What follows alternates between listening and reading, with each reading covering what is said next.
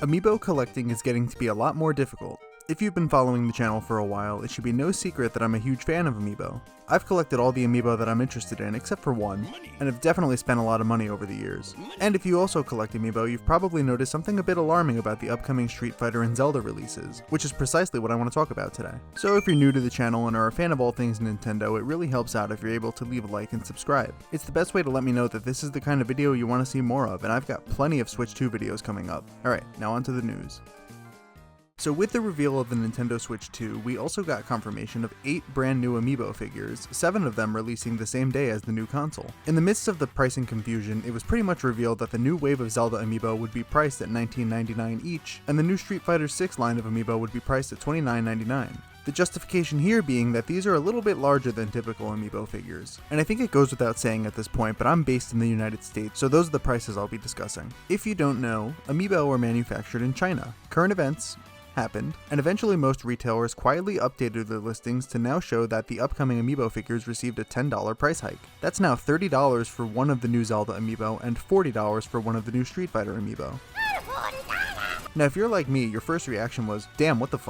We were fortunate enough that the price of the Switch 2 console hadn't been raised, but this was at the expense of the accessories. Pretty much all of the accessories coming out with the Switch 2 had received their own price hike of a couple dollars. In Nintendo's official announcement of the price increase through GameStop, there was no mention of Amiibo to be seen. Fans such as myself just happened to see the higher listings on sites, and again, it was just quietly updated. And Nintendo has been pretty quiet about the Switch 2's price in the United States given current events, but I don't recall Amiibo ever being involved on any of the press releases they put out. Now, Amiibo are no stranger to price fluctuations over the years, but there usually is some sort of reasoning or justification behind it. When they were first introduced nearly 11 years ago in November of 2014, they were originally just $12.99 for one figure. This made sense as they were small figures with some NFC capabilities and were priced similarly to other Toys to Life products at the time such as Skylanders or Disney Infinity. It was a fair price to pay, and the fact that you could use them across a multitude of games and not just one made it even more worth it. There were some special cases over the years where the Amiibo were priced higher, but there was usually some sort of gimmick or quality that justified the price, such as 2015's Mega Yarn Yoshi at $39.99 or 2018's Detective Pikachu for $29.99. The differences being that one is larger and made of yarn, while the other is nearly twice as large as the standard Amiibo and has a larger base. The pricing started to signify that these were special releases, but along the way it began to represent the bar being raised higher.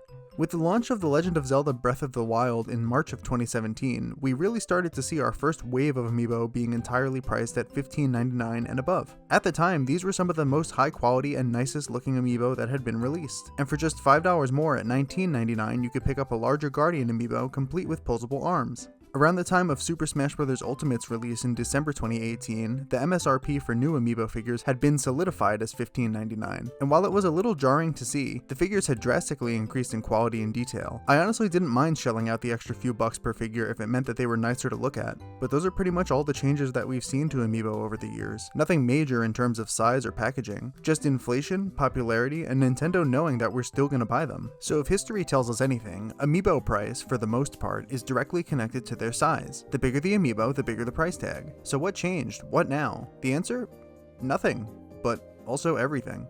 Nintendo Treehouse Live gave us our first in-person look at the Street Fighter 6 Amiibo. And yeah, they're bigger, but do they really warrant a $30 price increase? Sure, some of that goes to Capcom, so they're already gonna have a higher than usual price, but it doesn't exactly justify the massive hike, especially when Nintendo has released comparably large Amiibo for much less. Heck, the Mega Yarn Yoshi released at $40, and even back then it was a laughably expensive price. At least the size difference was significant, and it was squishy and made of yarn. Like, come on, even the Big Man Amiibo, which released not even 2 years ago, was a bigger size and was only $15.99. The price jump we're seeing here feels disproportionate to the actual difference in size.